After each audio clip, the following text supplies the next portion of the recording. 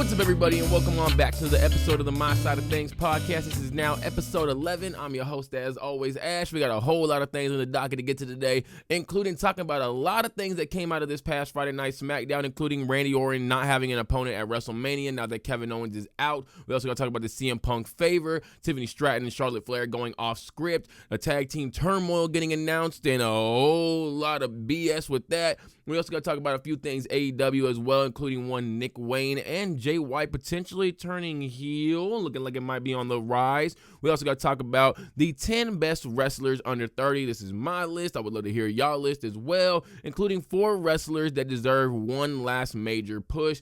And at some point in time in this episode, we are going to get to the Booker T, Swerve Strickland stuff. But let's go ahead and start off with the funny, shall we? Because I want to start off with the funny stuff, which is CM Punk's favor finally getting revealed. This one, I'm not too mad about. It makes a lot of sense. This was probably the best way you were going to go with it. My way, which is basically the exact same thing, was that CM Punk, so what I thought was going to happen was that CM Punk was going to say that whenever Roman Reigns and him met, that Paul Heyman couldn't be, present in the ring at all, couldn't come out with either one of them, because of the fact that we know that Paul Heyman can help sometimes when it comes to Roman Reigns getting wins, and obviously CM Punk wouldn't want to be screwed over by his friend, by his best friend. So I thought that it was going to be that, but it does also make sense that CM Punk said for Paul Heyman to, come out with him to the ring, because it's something that was said about 10 years ago. So I do like this. Going to give a really good feel to see CM Punk and Paul Heyman once again coming out together. We haven't seen this in literally, 11, 12 years? I think the last time we seen it was 2013, right? Because I think after that was when either Paul Heyman left or Paul Heyman was with Brock Lesnar. One of the two. I can't remember when Brock Lesnar came back around that time. So this is going to be a really good feel-good moment for a lot of people that grew up with Paul Heyman with CM Punk being a Paul Heyman guy. I just have to ask the question, does Paul Heyman also come out with Roman Reigns at WrestleMania? And if so, how does he do it? Because there's a few ways that we can go about this. One, Roman Reigns could enter first, and then, CM Punk and Paul Heyman enter last. So Paul Heyman could come out with Roman Reigns first and then walk towards the back. If we go that way, we could have a really interesting moment set up with Seth Rollins coming out second and Paul Heyman, with Paul Heyman and Seth Rollins crossing paths, potentially, foreshadowing that Seth Rollins and Paul Heyman are going to be walking out together, because Paul Heyman is going to betray both CM Punk and Roman Reigns for Seth Rollins. Or we can go the funny way. Which is giving Paul Heyman a hoverboard. Give him a hoverboard, have him come out with Roman Reigns, and then he rides back and has a stare down with Seth Rollins on a hoverboard. Oh, that would be funny. And then we have him come out with CM Punk, and he's just going all around CM Punk. We could even have him going around Roman Reigns on the hoverboard with the Ula Fala, throwing up the ones. Oh my gosh, that would be so funny. Then we could have Seth Rollins ride out on the hoverboard after that, carrying Paul Heyman. Oh my goodness. Or we could have Roman Reigns carrying out Paul Heyman. One of the two. Somebody got to be on the hoverboard, though. I don't know what they're going to do, because I'm assuming that we're not going to have Roman Reigns come out by himself, but I could also see that and kind of playing into the whole thing about CM Punk, truly stealing Paul Heyman from Roman Reigns, and is Paul Heyman actually going to betray Roman Reigns in this match?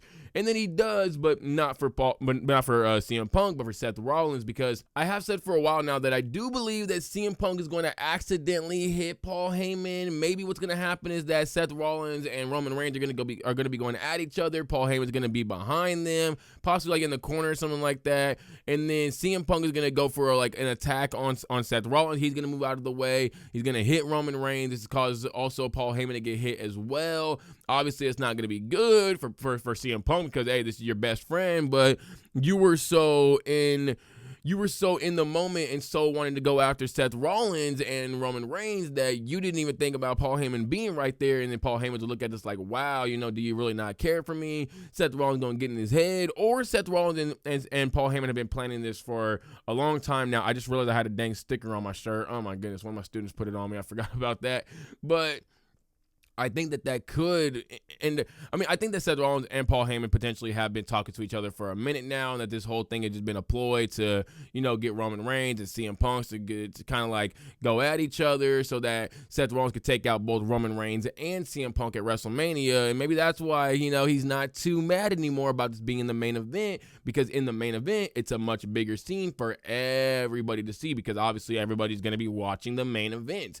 This would also make the main event match a lot more understanding as to why it is the main event match, because if this big moment is going to be happening there, okay, now Ash is not as mad that this is the main event.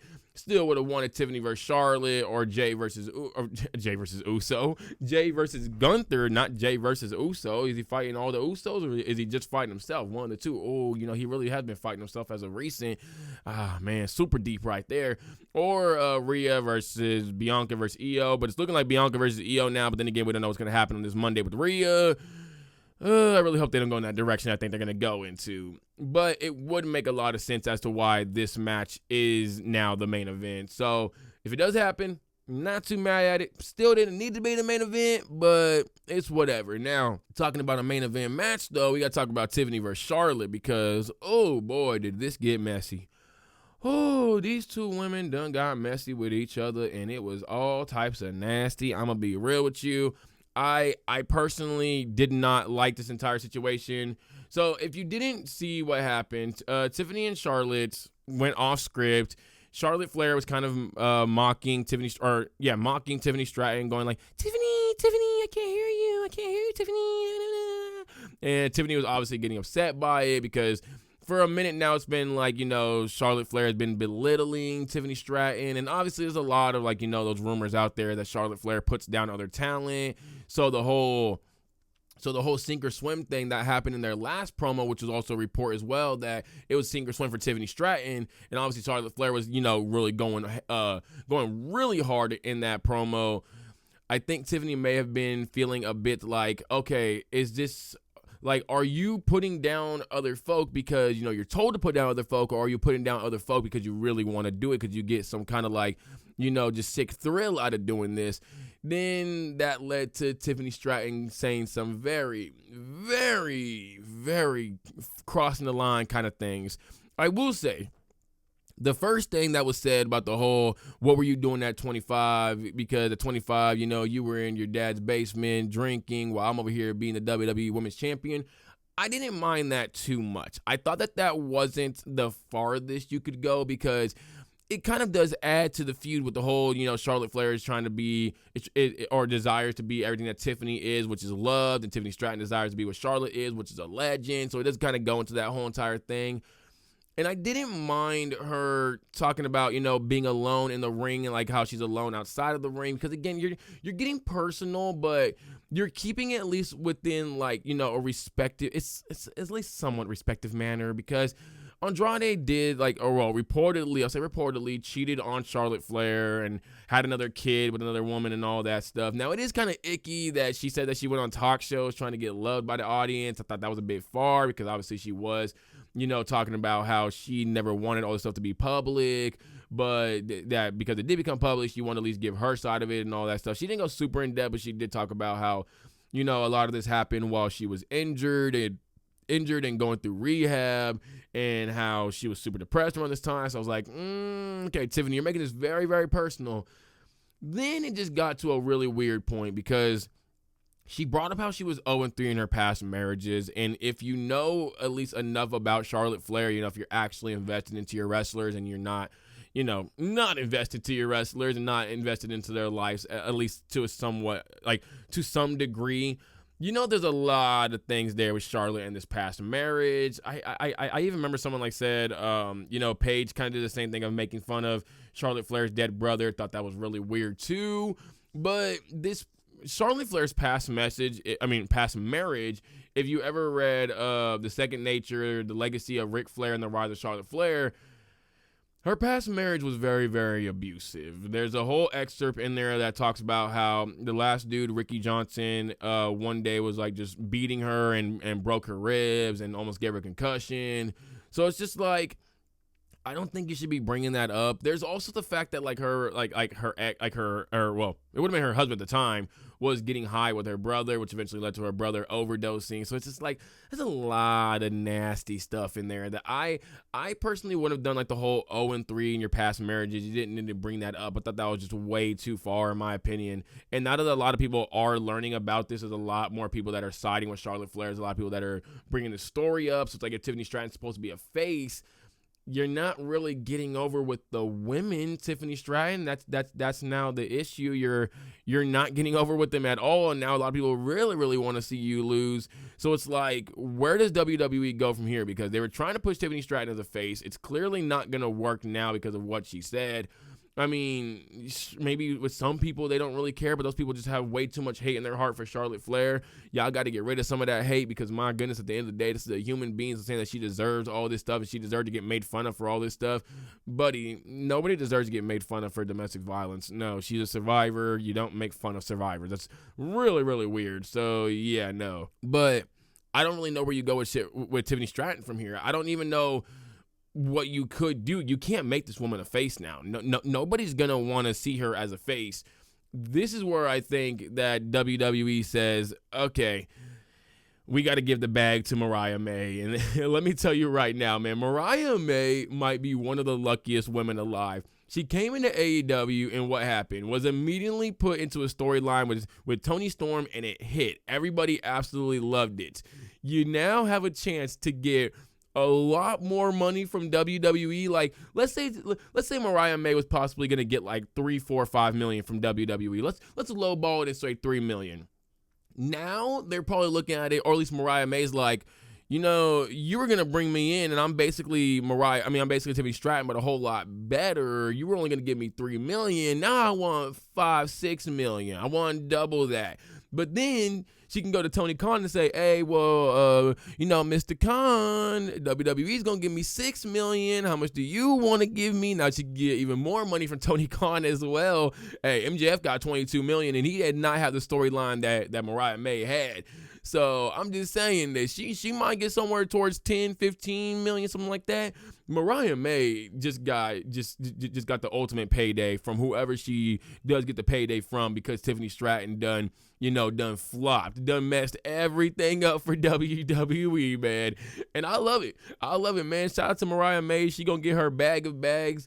But yeah, no, this whole situation was just, it was all types of messy, man. Like I said, if you hate Charlotte Flair because of XYZ, you got to stop hating on Charlotte Flair, because you used to hate on Charlotte Flair because the whole beating Sasha every single time. But ever since Mercedes Moné has been in AEW, you don't even really care about that situation anymore. If Asuka and Rhea and Becky went to AEW, y'all wouldn't even care anymore. So this whole thing about hating Charlotte Flair because she quote unquote buries talent, or she's a Nepo baby, I'm sorry to tell you, but half of your favorite wrestlers, actually, no, 95% of your favorite wrestlers are Nepo babies. Cody Rhodes, Natalya, Randy Orton, a bunch of other big names, all of the bloodline. Like, y'all gotta stop this, man. Just stop it. Y'all look so sad. This woman is one of the most talented women in WWE history. A lot of y'all don't really want to admit that because you just don't like her.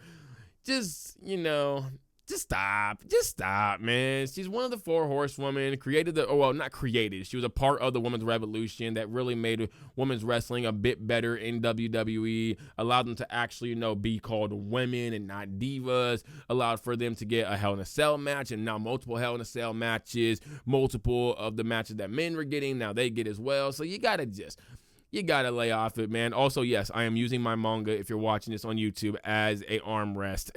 I did. See, the thing is, if I had it down here, now it's super low. Now it's I can't really do this. I gotta lean away from the mic. But if I have it over here, now it could be like this, and boom, now I can have my hand or my head resting on my hand a little bit. So yeah, yeah. But speaking of the 4 horsewomen, though, let's go ahead and talk about Miss Bayley, because Bayley has a match with Lyra on Monday Night Raw for the IC title. And then she also has a chance to be in the tag team tag team gauntlet, whatever the heck it's called, match. And whoever wins that will be facing Liv and Raquel at WrestleMania. which means that Bayley and Lyra are going to be a tag team in this match, and it means that Lyra will not be defending the IC title at WrestleMania. We're still up in the air on whether or not Chelsea Green will be defending the U.S. title at WrestleMania. There's the potential of her having a big feud with Zelina Vega, but we didn't even see her on this past Friday Night SmackDown, so we don't really know what's going to be happening with that. She might have her match before WrestleMania, which means that both of your mid-card women's belts will not be defended at WrestleMania, but all of the men's titles most likely will be. Maybe the SmackDown tag team titles won't, but at least one of the, tag team titles will be. It's really a slap in the face once again to the women's division. It's a slap in the face to it's a slap in the face to your inaugural IC champion Lyra Valkyria and your US inaugural champion Chelsea Green. I don't understand why we would really do this. We could have easily just had Lyra in any kind of feud. It could have been with Ivy Nile, Dakota Kai, could have been a triple threat, could have been with Rhea Ripley, could have been a multi-woman ladder match, could have been like a multi-woman match in general. But no, we're not doing that. Instead, we're just having Lyra and Bayley being a tag team, which lets us know that Lyra is not losing this belt. So I don't even know why the heck you announced it. You could have had mystery opponents be announced. But I guess then if you have mystery opponents and it's Lyra and Bayley, maybe everybody doesn't like it because everybody wants Alexa Bliss and Nikki Cross. Maybe we still have Liv and Raquel take out Lyra Valkyria and Bayley, or we're just going to have them attack them during the match so it does set up to this whole dang tag team turmoil kind of thing. But it's like, I wouldn't have gone this direction, in my opinion. I would have just had Lyra and Bayley not be in the tag team match and had Lyra versus Bayley at WrestleMania. You can have a whole passing of the torch moment. You also could have had Roxanne in like the IC title match as well, but now she's probably not even going to be at WrestleMania nor stand and deliver. So it's like, how is one of your futures not going to be there? I'm really confused on that. This has been like a perfect way just to have her come up to the main roster eventually, or well, not come to the main roster eventually because she would have got drafted within like the next week or so. I don't really get it. I don't understand why we're going in this direction. And I feel like it's an even bigger slap in the face of the women because now it's being reported that Evolution, which is the women's only pay-per-view, is going to be a week after SummerSlam or a week after some pay-per-view. So it's like, you're telling me we are going to be getting a women's pay-per-view again, and instead of getting a proper build-up for at least like a month, 2 weeks, we're only getting a week and some. No, not 2 weeks. A month. You're telling me we're not going to be getting that now. It's like right after. I want to say it's Night of Champions, actually, that's supposed to be like right after, or it's supposed to be like right after SummerSlam, one of the two, where a lot of your women's belts are going to be defended. So it's like, what are we doing here? I don't really get it. Then we also took out King and Queen of the Ring, so it's like it's even worse because now it's reported that the King and Queen of the Ring is not going to be a thing. So it's like, what the heck are we doing? The women are just losing more and more opportunities. Now they're losing their WrestleMania opportunities to defend their belts. Yes, it's a cheap and easy way to get Lyra and Bayley there and to also get Liv and Raquel there. But we could have just had Lyra, Bayley, Roxanne be in a match. We could have just had Lyra and Roxanne be in a match. We didn't technically need Bayley there. Yes, you want to pay Bayley back for her hard work this year, but what about Nia Jax? We're not paying her back for her hard work this year. So it's just like, I don't really like it too much. I feel like you could have just done Liv, Raquel versus Alexa and Nikki. Could have done Liv, Bayley, Lyra, not Liv, Bayley, Lyra. You could have done Lyra, Bayley, Roxanne, and heck, you could have even thrown Nia Jax into that women's IC match. That would have actually been a lot better in my opinion because then we get to do something with all of them. There's an real easy way to set it up too. You just have Roxanne go out there and attack Lyra. Obviously, Lyra and Bayley are going to start kind of going at Roxanne. This is where you have Nia Jax come out, and then boom, you set up your fatal four-way at WrestleMania for the women's IC belt. I don't really like it. But another person that probably won't be at WrestleMania this year or may not be at WrestleMania is one Randy Orton. So it is looking like Randy Orton is going to be missing WrestleMania because of the fact that Kevin Owens, well, not because of the fact that, but Kevin Owens has a serious neck injury. It was a very life-threatening injury, so he's not going to be in the match against Randy Orton. A lot of people are trying to say that it's a work. That definitely was not a work by any means. If it was, I feel like Randy Orton would have obviously attacked Kevin Owens, but because he didn't, definitely lets us know that that was not a work at all.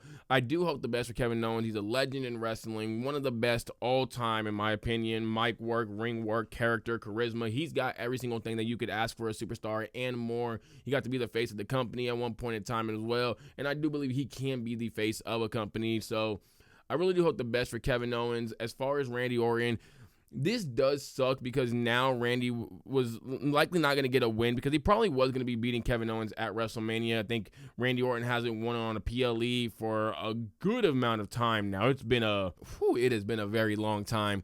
He's likely going to be facing either Aleister Black or Rusev. A lot of people are saying it's going to be one of those two because how both the guys are going to be debuting soon. Could face Rey Fenix, but they're probably not going to do that. I think Aleister Black would be the best one because you're going to have a great match. We could possibly get like an RKO countered by the Black Mass, which would be so dang sick, or a Black Mass countered by an RKO, one of the two.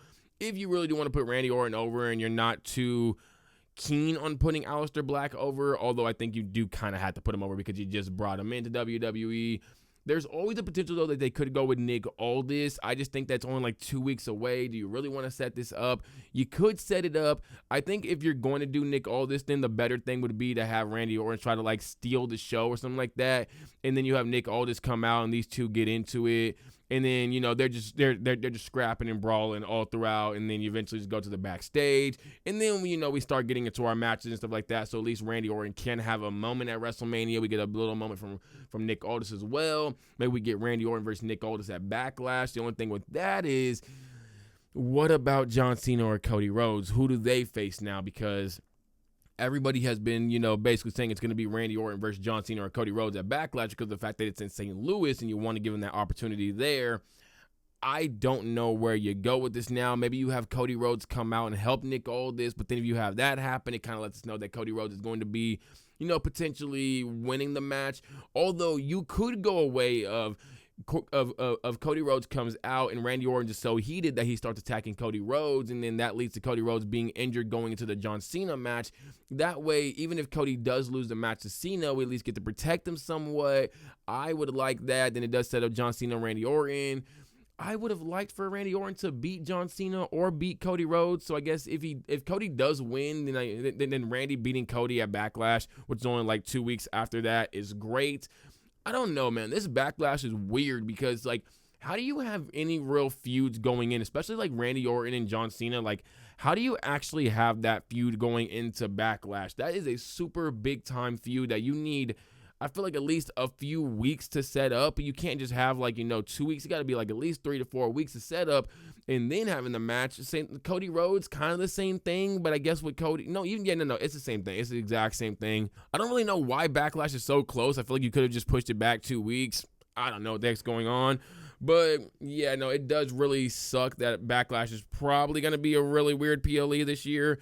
Maybe we do get like Cody versus Cena though. I mean, yeah. Cody versus Cena rematch at Backlash, and then we get a big moment where Randy Orton comes out. I don't know what the heck you do. Maybe Cody Rhodes wins, and then John Cena gets a rematch at Backlash, and then John Cena, loses the match, and here comes Randy Orton to attack Cody Rhodes, and then he attacks John Cena. I don't know what the heck happens. Or he just attacks Cody Rhodes, and he reveals that he's the actual corporate champion, and then we get Randy versus Cody at the next PLE. Could always do that. I don't know. It's really weird for a lot of things going forward, which is why you could have, I guess you probably go Randy Orton versus Aleister Black. I think that's probably the best route with it, although I do like the thought with Nick Aldis, and then you have the Cody stuff, and then we get, could we get Cody versus Randy at Backlash with no belts? I don't know if I want that. Everybody's been wanting Cody versus Randy with a belt. I don't think you say, you know what, we're going to pivot from that and go Cody versus Randy with no belt. Maybe you go Cody versus Randy versus Cena at Backlash, but I don't know. I think I don't even like that one because why would you need Randy Orton in the match? You're going to need a really good reason to have Randy Orton in this dang match unless you have Cody lose and then he wants like a rematch with Cena because Cena, cheated to get the win. And you have Randy Orton come out there and then Randy Orton wants to match with John Cena. So then we get Randy versus Cody versus Cena at Backlash. I don't know. Backlash is going to be a really weird PLE, but I do believe best possible route, Randy Orton, Nick Aldis. If you want the best possible match, you go Randy Orton versus Aleister Black. Randy Orton and Rusev do have history as well. I just don't know if Rusev's on a 30-day or not, so you're probably not going to be able to do that one. So I would say Randy Orton versus Aleister Black. There is TJ Perkins as well, who's a free agent now, but I think he also would have a 30-day contract. So a 30-day contract to be, my bad, a 30-day, whatever the heck it's called, to not be able to wrestle. He has to wait like 30 days to basically be able to wrestle. That happens to a lot of guys that usually leave a company, get released, whatever it is, usually like 30 days. So I think it's either Randy versus Aleister Black or Randy and Nick all just going at it, and then Cody Rhodes gets involved in all that stuff. I don't think Aleister Black's on a 30-day, but I think it's also been 30 days as well. It was pretty interesting that, the last Aleister Black thing we had, the last vignette we had of Aleister Black, it was Aleister Black with the 4 and the 25, obviously signaling the SmackDown after WrestleMania, but this past one we didn't get that, kind of letting me know that it probably is going to be Randy Orton versus Aleister Black, which is going to be a damn good match. I will say that. It's going to be a damn good match. But let's go ahead and jump on into, some non-WWE, but kind of WWE things, because a WWE person is involved in this, but there's also an AEW person involved in this, which allows us to jump into the AEW stuff afterwards, which is Booker T and Swerve Strickland. Probably the biggest thing that has come out of this whole entire week. It has been a whole lot of messy. I'm going to be real with you. This is a messy month right here, and we're only, 6 days into the month? Man, we only 6 days in, and y'all can't just relax. My goodness. Man, we gonna have to start, just banning a lot of y'all folks. Like, a lot of these malls are starting to ban a lot of these kids, and I ain't gonna lie to you, man. If my mall ever says 18 plus, I'm gonna be right back over there so quickly. Oh my gosh, man, I cannot go to the mall. Look at, man, I don't got anything against y'all kids, but a lot of y'all kids that be going to the mall, y'all know how to act, man. Y'all do not know how to act at all. I had a little kid try getting mad at me because his girlfriend was looking at me. I'm like, bro, y'all are like 12. Y'all are 12. And if you touch me, I'm going to push you down these I'm kidding. Kidding. It's a joke. Funnies. Come on, laugh. But yeah, nah. Booker T and Swerve Strickland are having a whole lot of issues. This is a messy thing, man. So I'm not gonna get into the whole dang story because I don't care enough for this whole damn story.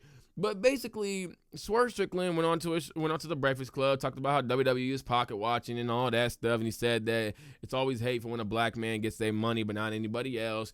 Booker T responds by saying, which is the weirdest response ever, we have a lot of black talent over here. We have a lot of talented guys that are going to be one day the faces of the company. I don't understand what the heck that had to do with anything that Swerve Strickland said, but whatever.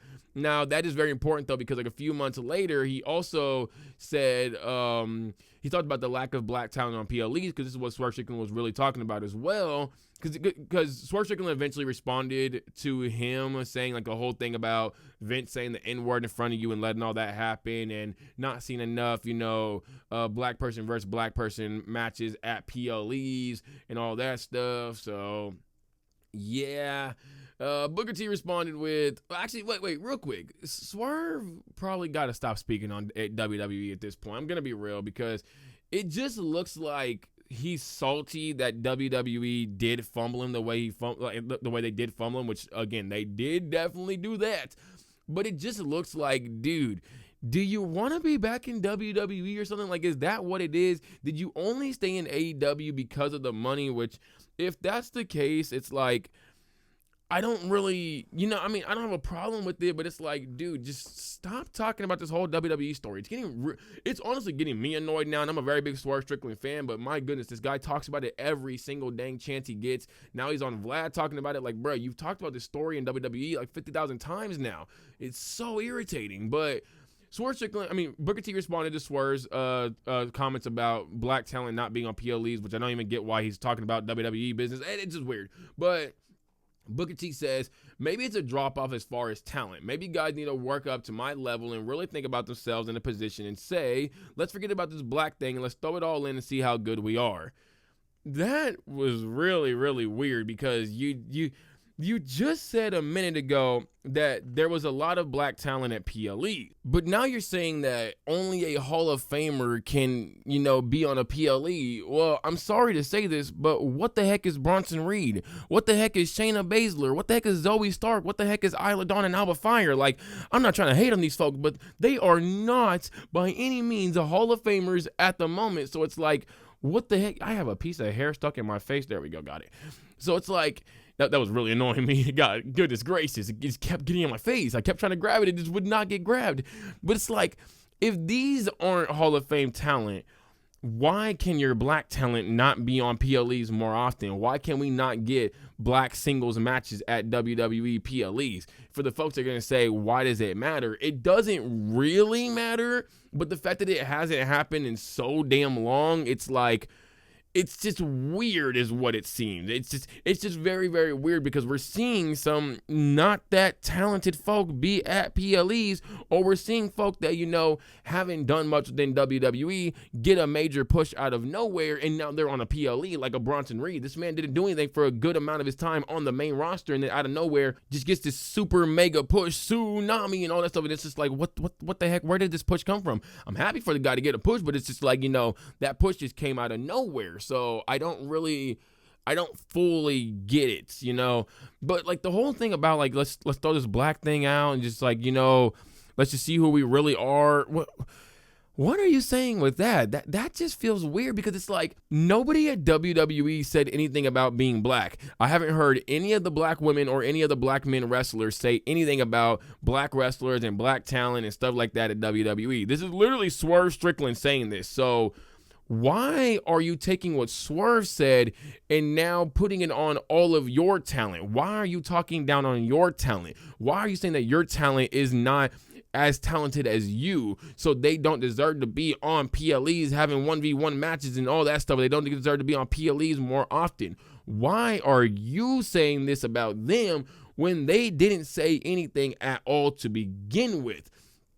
It feels so weird for Booker T to even say this.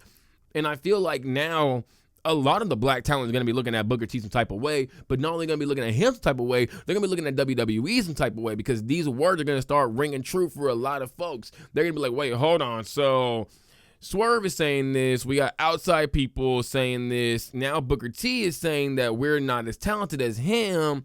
Is this all true? Is every single thing that everybody's saying about WWE actually true? This whole I don't see color, I see talent thing. Are you really seeing the color and you're seeing that the color lacks the kind of talent that you think needs to be on a PLE, that you think needs to be a singles champion? Like I've said before, we ain't had a black male wrestler be a singles champion in God knows how long. So I think the last person was what? Bobby Lashley, because yeah, he did end up winning a fatal 5-way, and then yeah, Brock Lesnar beat him for the belt. Well, no, Brock Lesnar didn't beat him for the belt. It was an Elimination Chamber match, and then Brock Lesnar got the win there. Yes, okay. So you're basically telling me that folks ain't talented enough to, you know, be a singles champion, be on a PLE, stuff like this. It's just, it don't seem right to me. And now we're having Carmelo Hayes once again miss a PLE because LA Knight versus Jacob Fatu is happening. We couldn't get a multi-man U.S. title match. We had to get a boring match in LA Knight and Jacob Fatu, which again, it's going to be very, very boring. This match is going to suck. Their styles do not mesh at all. I don't even know why the heck we're doing this. You could have thrown Carmelo Hayes and a few others into this match, made it a ladder match, made it some kind of just multi-man match, whatever you wanted to do, and it would have been so damn good because Carmelo Hayes can sell like no other can sell. So it's like, I don't know why we didn't go in that direction. We haven't had this guy be at a PLE once this year. No. Was he at Crown Jewel? I think he might have been at Crown Jewel. I could be mistaken on that, though. I think it was it LA Knight versus Carmelo versus Andrade at Crown Jewel? Okay, so it was at Crown Jewel. It was LA Knight, Andrade, Carmelo Hayes. Why don't we have LA Knight, Carmelo Hayes, Jacob Fatu, Randy Orton, Rey Fenix, and somebody else, Jimmy Uso, in that dang match? Whoever else you want to throw into the match, to be honest. Santos, I don't really care who. Why don't we run that back? Why don't we have Carmelo there? This guy, every other call-up is going to be there. Lyra Valkyria, Braun Breaker, Tiffany Stratton, Ilya Dragunov won't be there, but everybody else is going to be there. But we're not having Carmelo Hayes be there. That feels so weird to me. Maybe we have like a SmackDown tag team kind of thing happen there, but I don't see the SmackDown tag team belts get into WrestleMania. So I don't know why we didn't just have Carmelo Hayes be in this dang match. It feels really weird that you're putting all this that Swerve is saying and that others are saying onto your black talent at WWE. I wouldn't be surprised if a few of these folks start possibly leaving within the next year or so. I honestly would not, because if I was a wrestler at WWE and I'm hearing a bunch of outside folks say this, and I'm hearing Booker T say this, I'm going to really feel like WWE feels the exact same way and be like, you know what? Once my contract's up, I just want to be out of here, or I'm going to request to be let go. And if I don't get let go, I'm going to do it. I'm going to pull a Tony Storm and just walk on out, and you ain't going to hear from me for a good amount of time. So it's like, I don't know. This feels really weird. I think Booker T has become conditioned to a lot of the, you're going to have to deal with XYZ if you want to get over. You're going to have to do the black struggle, which I talked about a few episodes ago where I said I hate the whole black struggle that's happening with Carmelo Hayes and all that, of the whole, it's a stupid story of, you got to go through this in life and that in life. You got to see your mama die. You got to have your brother killed. You got to be on drugs. You got to sell drugs. You got to go to prison. And one day you're going to get out of prison. You're finally going to do great things in life. I hate that story so much because that's literally what it is every single dang time, at least somewhat close enough to that. It's just a really annoying story, and I feel like Booker T has just been so conditioned by this within WWE because obviously for a very long time, like I said, there is a lot of racism that's been reported in WWE's history, especially during the Vince McMahon era, and I just feel like that he probably thinks that, if I had to go through this and look at where I'm at now, that they can go that they can go through this as well, because he basically did say it with Hollywood. He said, Swerve Strickland, if you go to Hollywood, I feel bad for you because they're going to be saying all that stuff and you're going to have to deal with it, or you're going to be told to get on out. So it's like, I actually don't hate Booker T. The people that want me to hate Booker T for the way he thinks, I'm not going to hate this man for the way he thinks, because I know that these probably aren't real feelings by him. These are conditioned feelings by him. And one day when he finally wakes up, he's going to see just how wrong a lot of this stuff is. So I'm personally not going to hate Booker T for these comments. Well, no. I'm not going to hate Booker T for him. I'm not going to like these comments. I'm disappointed in the comments, same way he's disappointed in Swerve Strickland. But I just hope the best for Booker T, because I hope one day this man can finally wake up and see that this stuff just isn't right for any wrestlers to have to go through, not just black wrestlers, but Hispanic wrestlers, Asian wrestlers, women wrestlers, etc., etc., etc. This shouldn't have to happen. And I will say that I don't like the fact that Booker T talks very aggressive to Swerve. I do not like that at all, because there's a few other folk that at WWE that he ain't said one word about, that he'll say that he'll call him and all that stuff. But with Swerve Strickland, you want to make everything public, or you want to keep everything public when you got the man's number. You could be calling this man up. You don't got to say that, like, you pressed him and all that stuff. Like, it just feels real weird to me. So I will say I don't like that stuff at all. I think that stuff is very clown behavior. And I think that Booker T is way too old to be acting like this. Swerve Strickland, way too old to be acting like this. These guys need to get on the phone with each other, just talk it out. Do whatever the heck you need to do. If you need to block each other and just never speak about each other ever again, do that as well. But I think the whole just continuing to make this a whole big old public matter that doesn't even need to be, does not need to be happening. But let's go ahead and jump on over from this on over to AEW. So AEW Collision happened last night, and one of the biggest things that I feel came out of last night is Nick Wayne's progression as a wrestler. It's looking like he's really starting to break out, and he took a whole lot from Christian. This guy he has developed so quick as a mic worker, and I am super impressed by Nick Wayne. I'm excited to see the future of him and what's to hold. I hope that, because I've seen his ring skills, pretty dang good. I hope that his ring skills, though, can now catch up to his mic work, because I believe his mic work has far surpassed his ring work and what it once was. Looked really dang nice with the whole cutter off the middle rope. He was in jeans, so I'll give him, break. It wasn't the greatest looking one, but again, you're in jeans, shoes, big old t-shirt. You're looking like a damn early 2000s. You look like an early 2000s folk, man. I don't know, but I mean, hey, you know what? I rock with it, whatever. It's looking like he's probably going to join the Crew. I think that's the best place for him, because the Crew, Action Andretti, Leo Rush, they wrestle a lot, and that's what Nick Wayne is going to need going forward, a whole lot of wrestling. Now we're getting the Crew with Nick Wayne versus Top Flight and AR Fox at AEW Dynasty's pre-show or 0 hour show. I really do like that, because it's getting Nick Wayne onto this dang pay-per-view, and it's getting him more, it's getting more eyes on him, because I believe that he is one of your future guys. I think that, now we're seeing him in the best of the Super Junior heavyweight, something thingamajiggy in New Japan. A lot of people are saying that he's probably going to be winning it. He is a very, very promising young talent, and I love this for AEW, because it shows that AEW was not only able to get the big stars like Adam Copeland, Adam Cole, Mercedes Moné, Samoa Joe, etc., Athena, etc., but you're also able to now build up your own stars: Billy Starks, Queen Aminata, Julia Hart, Nick Wayne. You have Kyle Fletcher, Top Flight. I think Action Andretti's like a little under 30. I don't know how old Action Andretti is, but Leo Rush is also pretty young as well. But you have a lot of these younger dudes that you're able to build up, And now that's going to help you going forward, because then you don't have to always sign the big name. Instead, smaller names can become as big as the big names, or at least, as maybe not as big as like an Adam Copeland, because obviously Edge is one of the like biggest superstars of all dang time, but at least be somewhere within that ballpark of an Adam Copeland, at least nowadays. It's a really big name.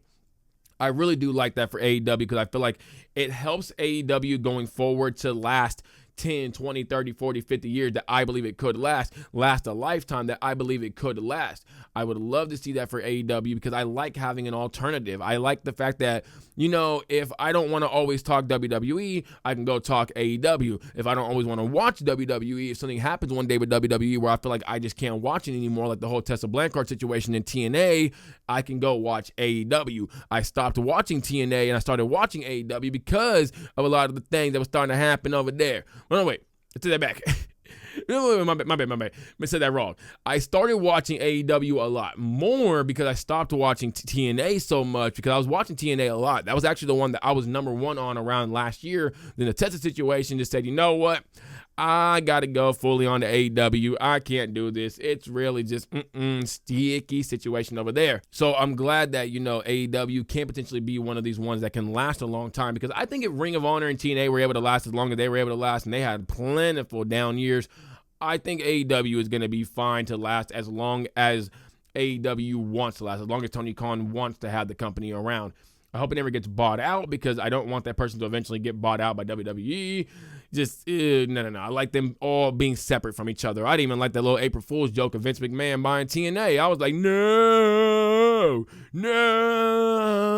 Because there might be a day where Tessa Blanchard gets released and I can go watch TNA again, because it'll be, in a better place. Or hopefully just, TNA gets bought out by somebody non-WWE, and then we get her fired, because that'd be a great day to get her fired. But no, I really do love this for AEW, and I'm excited to see a lot of these other younger talents coming in. You have Kevin Knight, you have Blake Christian, you have Lee Moriarty, you have Shane Taylor Promotions, which have some young folk up in there. You have, who am I thinking of?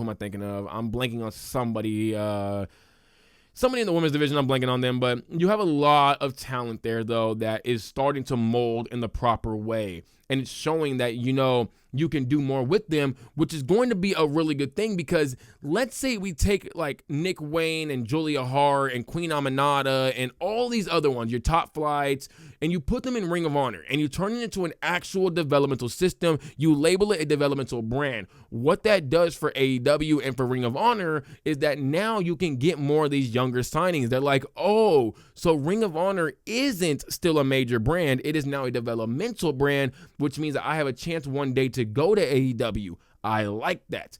But before, I had said, I think in like the very first episode, that a lot of people don't want to sign with Ring of Honor because they rather sign with AEW, because why would you want to sign with the smaller brand? Why would you want to go there, not get as much screen time, not get as much stars, not get as much success, because it's not as big of a crowd, and you're not going to get as much money because you're on the Ring of Honor? Why would you want to do that? But if you're doing that with the potential of one day going to AEW, then it's like, now folks are going to want to sign.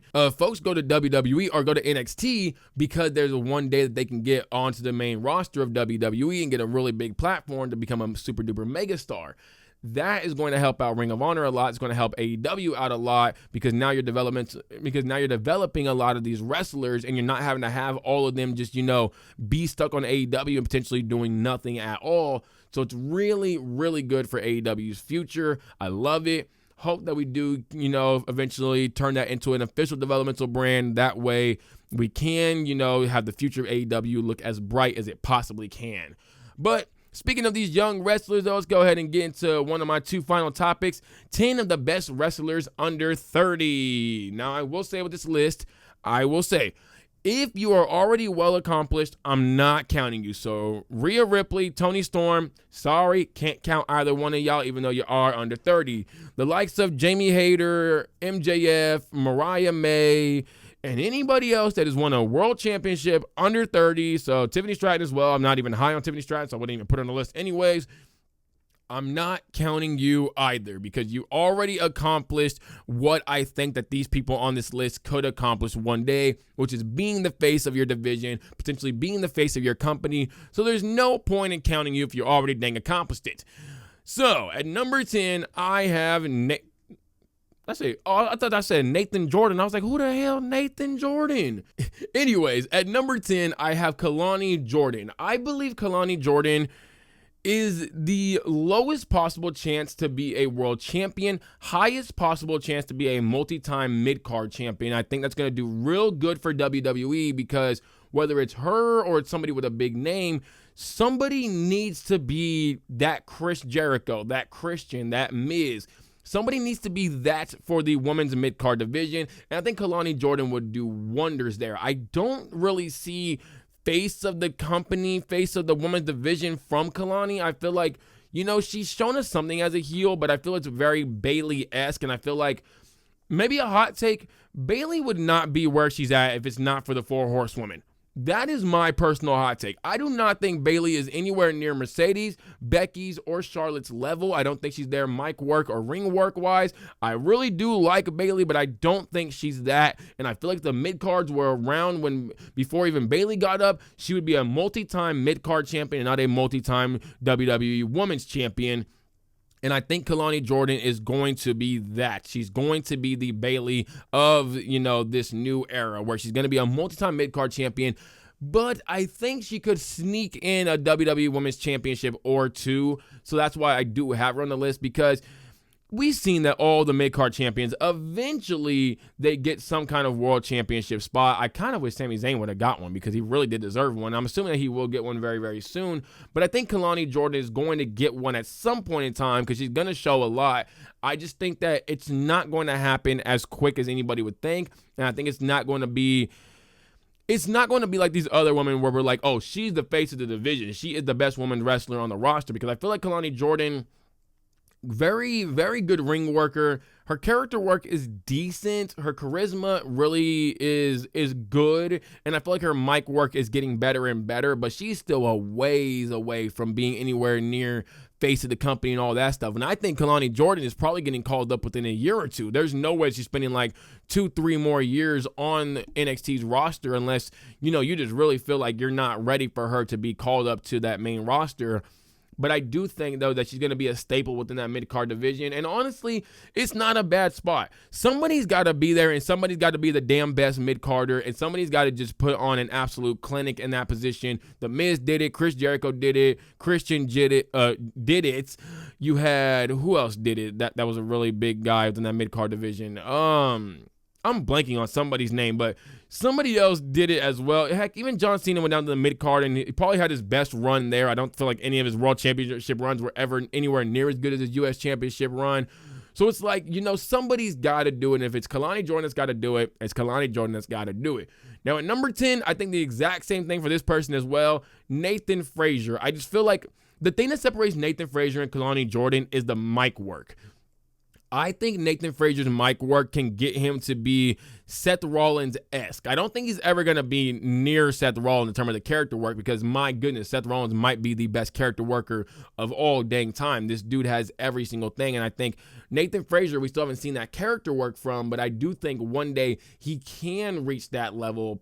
Maybe not reach that level. I think he could get within the ballpark of that level. Like, if Seth Rollins is a 5 out of 5 character work-wise, I think Nathan Frazier could be a 3.5 character work wise, sometimes bordering that 4 out of 5. But I think Nathan Frazier is going to be a mid-card star as well. I think even Axiom could too, but I think Nathan Frazier has just a bit more upside, because I think his mic work is just a bit better than Axiom's. I think his ring work is I would say they're about similar, although Nathan Frazier has got to learn how to stop landing on folks' heads sometimes, because my goodness, I've seen him hit folks in the head one too many times, and it just never looks that good.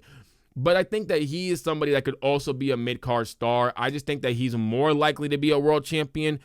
No, you know what? I take that back. I'm going to switch these. No, I don't want to switch them. I'm not going to switch them, but I think Nathan Frazier isn't more likely to be a world champion.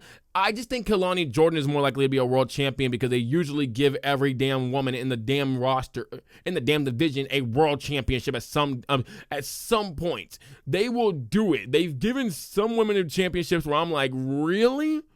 Really? Natalya, Carmella, you had Nikki get it, you had who was other shorty that just got it a while back? It was really Liv Morgan is one that you can kind of go back and forth on. I think if the mid-card was there earlier too, Liv Morgan would be a mid-card staple. I don't see her as a world champion in my opinion. But I think Kalani Jordan is more likely to be a mid-card star. I think Nathan Frazier is more likely to get my bad. I think Nathan Frazier is more likely my bad. I am mixing my words up. I think Kalani Jordan, because of this, is more likely to get a women's championship, but the run won't be as meaningful as we really think it is. Going to be kind of one of those, Liv Morgan type of runs. Those not the second one, but the first one's going to be one of those Tiffany Stratton kind of runs where it's like, here you go. You deserve it because you're super hot right now. We want to just put a belt on you. So that's what I think is going to happen with her. Nathan Frazier, if he ever does get one, I would be shocked. But I don't think it's out of the realm of possibility. He could easily sneak one. And like I said, if his character work gets to where I think it could get to, he could definitely sneak one and become like a Seth Rollins-esque kind of guy where Money in the Bank, big moment, cashes in, holds it for a minute, drops it. I could see that happening with Nathan Frazier. At number 8 is Nick Wayne. I just talked about him a minute ago, so I don't want to feel like or sound repetitive, but I think that this guy is going to be a star in AEW. I think he's going to be one of their long-term projects that eventually we're going to see. By the time he's like 23, 24, 25, he's going to get that big push that a lot of these other guys are getting now, like an MJF, like a Kyle Fletcher, like a Will Ospreay, like a Konosuke Takeshita. All you guys are getting these big pushes at little younger ages. I think it's going to happen for Nick Wayne. I think by the time he's 25, I would not be surprised if he was the unified international continental champion, if that unification does happen. If he's potentially even within that world title scene, I could see Nick Wayne actually being there. I think he has all the makings of a star. He has the character work down. He has the mic work down. Ring work, you got to see it. Charisma, got to pick it up a bit. I feel like he's not the most charismatic, but he definitely has shown, something on the mic. And especially on the mic, by the way. He is charismatic on the mic. In the ring, got to pick it up a bit more. I will say that. But I do like a lot of what I see from Nick Wayne. He picked up a lot from Christian. And I think the same thing that I wanted for Kyle Fletcher to do with MJF, which was learn from MJF, Nick Wayne has done that with Christian, and maybe one day we can get Kyle Fletcher to potentially get with somebody because then that mic work can get a lot better. And since we're always speaking about him, number 7 is Kyle Fletcher. I feel the thing that hurts Kyle Fletcher the most, aside from the mic work, is his age. He's 26, 27, I think turns 27 this year. A lot of the guys that are, on top right now aren't that old. MJF is 27 as well. Konosuke Takeshita, who's probably going to be on top very soon, is only 29. Will Ospreay is only 31. Swerve Strickland's 34. Hangman and Page is 34. And you have a few other guys there as well who are like in their mid-early 30s. So it's like, when does Kyle Fletcher get that time? When does Kyle Fletcher get his spot? It's the same thing I'm going to say about somebody in a little bit. I kind of worry for Kyle Fletcher because I don't know when that's going to happen, because obviously Swerve and Hangman are probably done by the time they're 40. I think that's when they, drop out of the world title picture. Okay, cool. That's in about 5-6 years. 5-6 years, Kyle Fletcher is, 32, 33. Well, now you have Will Ospreay there. You have MJF potentially still there if he is still in AEW. Obviously, Will Ospreay is only going to be 36. MJF's going to only be 33, 34, somewhere around there. Because I think he's like 27, turning 28 this year. Or he might be already be 28. Konosuke Takeshita is going to be like 34, 33, 35, somewhere around there. So it's like, you're one of the youngest guys of your group, but at the same exact time, you're not on their level. I don't think Kyle Fletcher is anywhere near any one of these guys. So it's like, by the time you get caught up to them, how long is that going to take? Are you going to get caught up to them by the time you're 29, 30, or is it going to take until you're 31, 32, 33, 34, 35 Then by that time, what happens with these younger guys that are coming up? What happens with Kevin Knight? He's also 28, and he's shown that he is very, very, very likely to be a superstar. What happens with Nick Wayne? By the time he's 25, does he reach the spot that you should have probably been at by the time you were 25?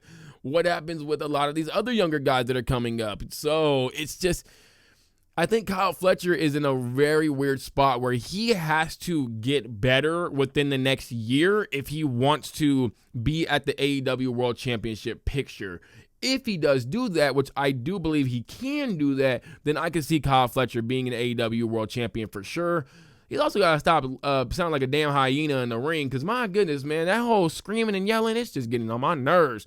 At number 5, though, wait, am I number 5? Yeah, number 5, right? Yeah, wait, 10, 9, 8, 7. No, it's number 6, right? Yeah, number 6. Never mind, my bad. At number 6, I have Billie Starkz. Billie Starkz, I've said before, I think that she has all the potential in the world to be a superstar within the women's division. I think very soon she's going to be getting that Ring of Honor Women's Championship. I don't know if it's going to happen after. I don't know if she's going to beat Mercedes for it or what's going to happen, but she is going to be getting that Ring of Honor Women's Championship. I think she's going to have an incredible run with it. Her mic work is already really good. Her charisma is really good. Her ring work is really damn good as well. Like I said, if she wrestles against the top stars, it looks like she has some of the best ring work in the world. But her, and the same thing I'm going to say about another woman, gotta pick it up when they're going against the lesser stars, because that is what makes somebody a world champion. You can make even the worst of talent look like, they're at least mediocre. Billie Starkz hasn't got to that level yet. So I feel like once she does, then we're going to, which I do believe she's going to get to, then that's when we're going to see the super big mega push for Billie Starkz. And I think her character work as well, because right now her character is basically just herself, and that's not an issue. But at some point in time, people are going to want to see just a bit more of a character from you. Is she going to be able to do that? I think she should be able to, because her mic work and her charisma are really damn good, to the point where I think if she does play a character, as long as it's one she's comfortable with, she will be able to transition smoothly into it. And I do believe that she is also probably a future multi-time mid-card champion, but I also believe that she has a much better chance of being a Ring of Honor champion than Kalani Jordan has a chance of being an NXT Women's Champion, of Nathan Frazier has a chance of being an NXT champion, who else did I say? Of Nick Wayne has a better chance of being an AEW World Champion, and of Kyle Fletcher being an AEW World Champion. I think that Billie Starkz, because she is only 20 years old, she has so much potential, and for only being 20 and being at this level already, while a lot of these others that I named are 25, 26, besides Nick Wayne, it's very, very telling that this woman is going to be a damn superstar. Also, how old is Nick Wayne actually? Because he got signed to 18, but that was in 2022. It is 2025. He's only apparently 19 years old. You can't age 1 year in 3 years. I don't know what the hell's going on, man. It's like the whole Darby Allin situation where he was 25 apparently, or 24 when he was signed by AEW, but now he's 32. It's only been 5 years. How the hell did you go from 24 to 32? That don't make any damn sense, but all these guys' ages are weird, unless he was signed by AEW when he was like 16, but they said he wasn't officially signed until he was 18, which would have been last year. I don't really get it, man. I don't know. Nick Wayne apparently just froze time for himself, or apparently somebody's lying their ass off. It's one of the two. But at number 5, I have Julia Hart. Julia Hart has shown everything. I think mic work, character work, all that. She has everything to be the AEW's Alexa Bliss. Ring work, like I said, the same thing with Billie Starkz. It is the exact same thing with Julia Hart. Julia Hart will get that push once she's able to uplift talent, once she's able to make the lesser talent look like they're on a higher level than they really are, which is what Alexa Bliss can do. But I believe that she will be able to do that, because she's a lot closer to that than I believe Julia Hart, than Billie Starkz and a lot of these other folks are. Man, I am really messing up names. The last episode, I'll have my rant about Trick Williams, and I kept saying Javon Williams. My goodness, man. My goodness, I cannot stop stumbling over my words. But I feel like Julia Hart is getting very, very close to getting that AEW Women's World Champion, championship. And I believe that whoever does get it, whether it is Jamie Hayter or whoever, we're going to see Julia Hart put into that world title picture against Jamie Hayter. I could even see a scenario where Julia Hart does dethrone Jamie Hayter, but I think Jamie Hayter's first feud, if she does win against Toni Storm, is going to be Julia Hart finally closing off that chapter, because we never got that chapter closed. So Julia Hart, I got a whole lot of stock into. I would put a lot of my chips into because I believe that she is Alexa Bliss 2.0. I just need to see a bit more for her in the ring, and that's about it. But at number 4, this name might be a little low, but it's Obafemi. I have a lot of faith in Obafemi. This guy can make anybody look good. He is an absolute superstar. I believe the one thing that's going to hurt Obafemi that has now hurt Gunther is not, looking as good in one position that you look in another, because Obafemi, NXT North America champion, looked like a damn superstar. Obafemi as NXT champion, it's just been kind of whatever. I'm not that interested in. So is the same thing going to happen with Obafemi when he gets up to the main roster? Are we going to have this guy potentially be a U.S. champion, IC champion, run through the entire division, and then be a world champion? And it's just like, well, what do you do now? Because I don't really care to see him be world champion because he doesn't beat everybody. Are we going to have this guy, face off against the top guys like a Roman Reigns, like a Seth Rollins, like a CM Punk, like a Cody Rhodes, like a whoever else at the top? Or are we going to have him facing a bunch of the mid-card guys and just not really giving him any good storylines? What's going to happen with Obafemi? I hope that this guy can, maybe get the reverse where he has a decent mid-card run and has a superstar world title run, but I just don't know if that's going to happen. And I said that I was going to say something that relates to Kyle Fletcher. And as I said with Kyle Fletcher, something I'm worried about with Obafemi is timing. He's 27, I think 28. If I had it correctly, it could have been 26 though. It's one of the 3 numbers I know for sure. Obafemi is in a very weird spot right now because Braun Breaker is 27. He's on the up and up. Jacob Fatu is still pretty young at 32. Solo Sikoa is still young at 30. Cody Rhodes, Roman Reigns, Seth Rollins, these guys are probably on the out very soon, but they got the next 4 to 5 years to really be superstars, and I think Cody Rhodes is going to be a multi-time WWE Undisputed Champion, whether it's 3 to 4 times. So it's like, when does Obafemi get his shots? Heck, let's just ask the question, when does Obafemi actually get called up to the main roster? Is he going to continue to be on NXT for another year? I could see that happening unless he loses the belt at Stand and Deliver, which I don't think is going to happen. So it's like, when does Obafemi get his shot? And because I'm worried about the win, that makes me worried about what's going to happen to him on the main roster, which is mid-card success for an entire year, goes up to the top card, and then has just a whatever run, and we don't really care about it. That's why I think, like, these next 4 folk, it's not really about can they reach the world championship picture? It's, will it be a great run? And that's what scares me for Obafemi, is that I don't think he's going to have the run that a lot of us believe, because we just seen what happened with Gunther. He did not have the run that a lot of us thought that he was going to have. So I'm worried, but I do believe that he's going to be like a multi-time world champion. I think Obafemi is probably like a 4, 5, 6, 7, 8, 9, 10-time world champion, whether it's WWE champion, world heavyweight champion. He's going to be a multi-time for that for sure. He is going to be an absolute superstar on the main roster.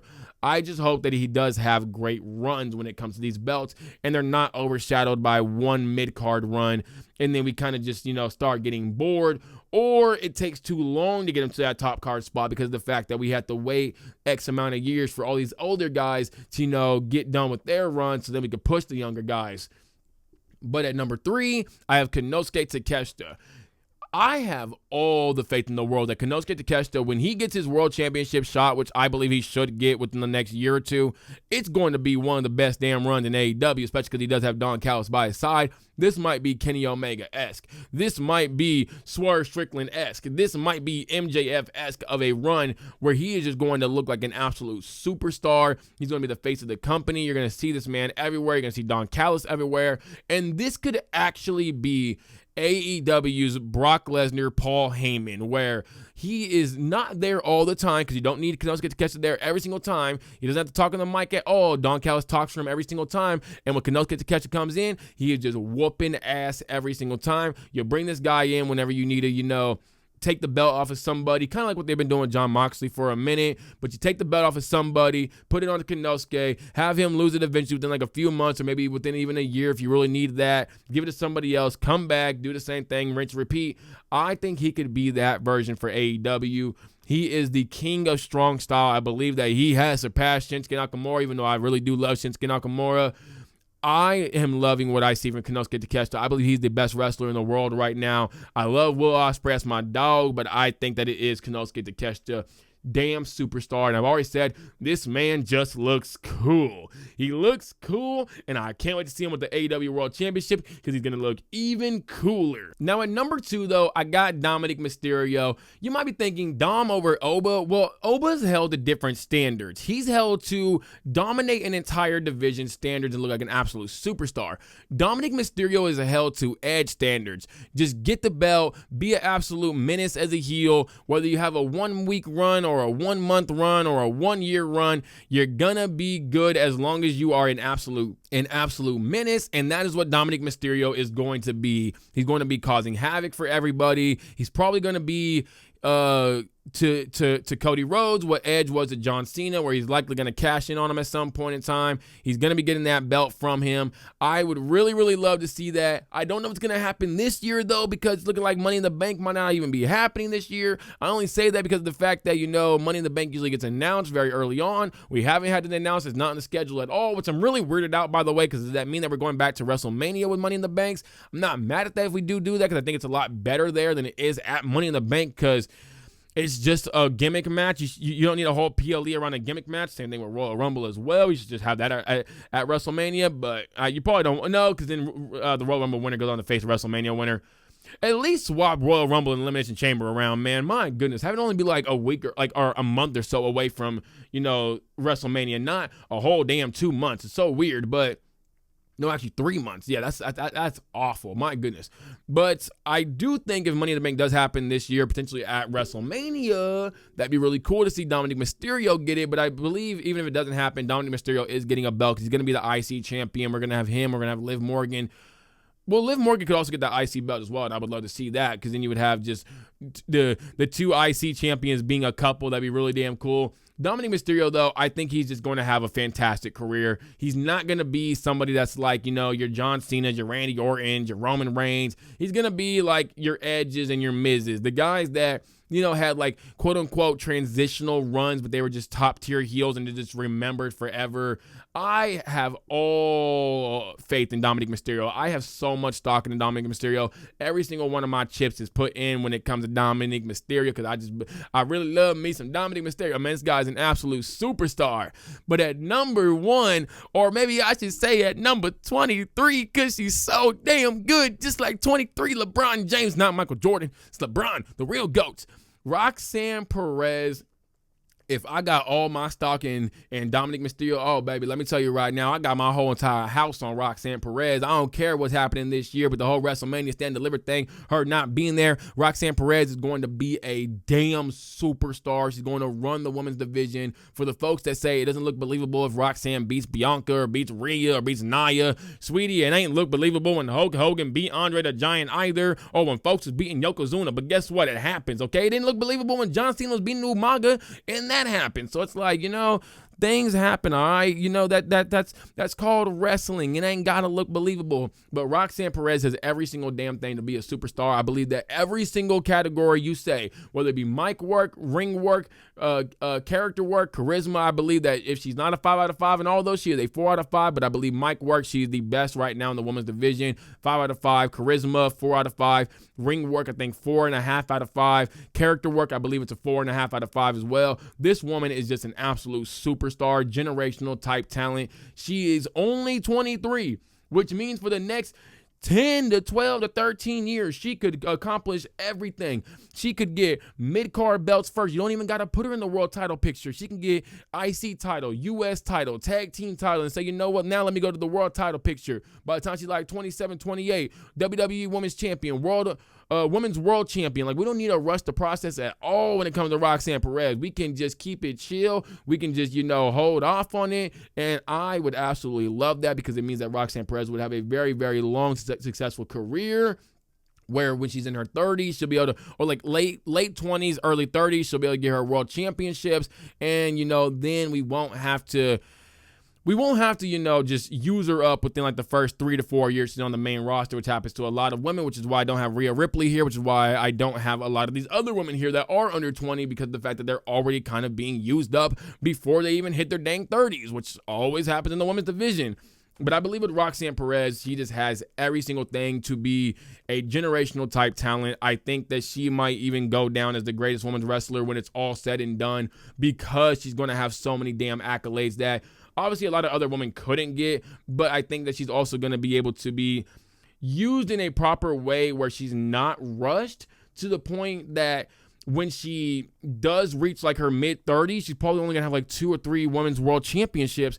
You can give her 2 to 3 more. Now she's a 5-time women's world champion and probably like a multi-time mid-card champion. So it's going to be great to see Roxanne Perez be the absolute GOAT. But with that, let's go ahead and jump on into our last topic of the day. 4 wrestlers that deserve one last push. At number, well, no, these are not in any order by any means, because I think all these wrestlers deserve one last push. Going to start off with the first, Britt Baker. I know I've said before that Britt Baker has slowed down and stuff like that, but I believe that Britt Baker, she has done a lot for AEW's women's division. She held it down for the first 3 to 4 years. We got to give her at least one last run to show that we appreciate what she did for the women's division. Even if she isn't, up to these women's level right now, I believe that mic work-wise, character work-wise, she still has it. You could easily do something with her, give her one last run for about like 2 months, 3 months, something like that, and just allow her to, be appreciated and feel appreciated by AEW, so that if she does leave or when she retires, whatever, she doesn't like leave on like a sour note. She at least feels like, hey, I was respected by AEW, and I was respected by a lot of the women in this locker room, and I was respected just by the fans. I would love to see that for Britt Baker, because, again, I feel like she has slowed down a lot when it comes to being up to these women's talents. Oh, no, my bad. I believe that not only has she slowed down, she's not up to these women's talents right now, but with that said, she's still a pioneer of the women's division in AEW, so you got to give her respect where respect is due. Number 3, or I guess the next one I have up would be between Shelton Benjamin and Mark Briscoe. I just want to see one of these two getting a major push. Like, if Mark Briscoe gets like a unified international continental belt, again, if it does unify or if they decide to keep it separate, gets one of those belts and it's like a big moment and stuff like that. He does it for his brother and all that. That would be a beautiful moment for me, man. That would be look at that, man. I'm getting choked up over here. Nah, my voice is actually going out because it's been about an hour and 40-something minutes now. But I would love just one big push for Mark Briscoe, akin to Cody Rhodes, where it's just like, man, do it for Jay, bruh. Do it for Jay. It's going to be a really beautiful moment. I know I said before that AEW doesn't really like do the whole babyface things, but Mark and Jay are so loved that I feel like it's going to be different for Mark Briscoe, that nobody's going to be mad about it at all. And if he does lose it within like a month or two, it's not a big deal by any means, as long as, he did get the big moment and stuff like that. Because it's not always about the run. Sometimes it's about just getting to the belt. And that's how it was for Cody Rhodes, Like, Cody Rhodes, up until the championship, was one of the best things in WWE, and everybody absolutely loved him. Now nobody loves him because they feel like, well, now a lot of people don't really like him because they feel like his run has been boring. But it wasn't about the run. It was about getting the belt. That was the beautiful moment. Same thing it would be for Mark Briscoe as well. For Shelton Benjamin, I just want to see one world championship run. I know I said before that I don't want to see the world championship run because they're a lot older, but man, Shelton Benjamin deserves it, bruh. This guy is just a damn superstar, one of the best wrestlers. This guy in ring is just so damn good. Mic work is there. He's got the charisma. He's got the aura as well. I want to just see one thing happen for Shelton Benjamin. If it's not the world championship, I want to see a major feud happen for Shelton Benjamin where he goes over, and maybe it's for like the international belt or the continental belt, or it's for the unified international continental belt. I just want to see it because I believe Shelton Benjamin does deserve it. Next up, I got Asuka. I believe that she is still easily the best women's wrestler on the roster. I believe that she is easily the best wrestler on the roster. If you want to say it's Io Sky, I'm not mad about it, but I think Asuka is just a hedge above Io Sky. Asuka is just so damn good, and I want to see one last just major feud with her and whoever it is, whether it's Io, because it'd be really damn funny to see them going back and forth in Japanese and all that stuff. We get another baka baka baka baka baka bitch. If we get another one of those, it'd be absolutely amazing. Or we just get like a really damn good Asuka championship run, again, whether it's with the mid-card belts, whether it's with the top belts. I just want to see that run happen for Asuka because I believe that she deserves it. I feel like she's someone that's been kind of overlooked when it comes to WWE's greats. I feel like she is one of those greats. She's also probably, if not the greatest women's wrestler easily within that top 5. Like, I think you cannot have a top 5 without having Asuka there, because she just has all the accolades in the world. She has all the ability in the world. She has shown that she is top tier. You got to have Asuka there, and I would love to see great things for Asuka. So I really do hope that we do get just one last major push. If Io Sky does win at WrestleMania, I'd love to see Asuka come back at WrestleMania as well, confront Io Sky, maybe even turn on Io Sky. Then we get the big match going into Backlash. Maybe you have Asuka go over, maybe you have Io Sky go over. I don't really know. You could potentially have you could have Asuka lose the match and kind of set up for like a 3-match feud with Asuka and Io Sky and have like a really big major feud. Maybe you eventually have Io Sky win. You have Asuka win. I don't really know. You probably want to have Io Sky win, but that'd be really good for Asuka to at least be in some kind of big major feud, because she's never really had that in a sense. She's only had like, one-time feuds, never anything that's like been long and drawn out, anything like that. So I would love to see that for Asuka. But at number 1, I think everybody's probably going to say the exact same name as I am, so we could go ahead and say it in 3, 2, 1. Jinder Mahal. No, I'm just kidding. I'm kidding, man. Shout out to the gender, man. You don't hinder the gender. No, I'm talking about AJ Styles. I think everybody's probably saying the exact same thing. You're probably looking at me like, Jinder? No, the guy that beat Jinder for the belt. Wait, did he beat Jinder for the belt, or did Jinder beat AJ for the belt? I think Jinder beat Randy. So I think AJ did eventually dethrone Jinder, or that was Dean that threw Jinder, because I know AJ dethroned Dean. But AJ had 2 runs with the belt. I think either his first one or his second one might have been dethroning Jinder. Either way, dethroning Jinder is crazy. It's like, I'm dethroning the gender norms. Dethroning all of them with my soccer mom haircuts. Nah, but I want to see AJ Styles get one last World Heavyweight Championship run. It would make him a Grand Slam champion, because he's never held the World Heavyweight title. He never held the Universal title, on the WWE Championship, IC, and US Championship. He's also held the Tag Team belts as well. So I would love to see him get the World Heavyweight Championship. And I'm going to be honest, if this guy is losing to Logan Paul at WrestleMania, he 1,000% deserves a damn World Heavyweight Championship belt. If it's defeating Jey Uso or defeating Cody Rhodes, I don't freaking care. Just whoever got that World Heavyweight Championship, I mean, not Cody Rhodes, I meant Gunther. Whichever guy that had the belt at the WrestleMania, they better be losing to AJ Styles within the next 2 to 3 months, because AJ Styles does not deserve that on his record, to lose to that man of all damn people at WrestleMania, especially because his WrestleMania record don't look that great to begin with. So we need to put the belt on to AJ Styles. One last run. Doesn't even got to be that long. I would love to see John Cena versus AJ Styles at some point. Oh my God, no. Put the belt on to AJ Styles and give me AJ Styles versus John Cena at Crown Jewel or Night of Champions. If we bring back Night of Champions, one of the two. Yes, please.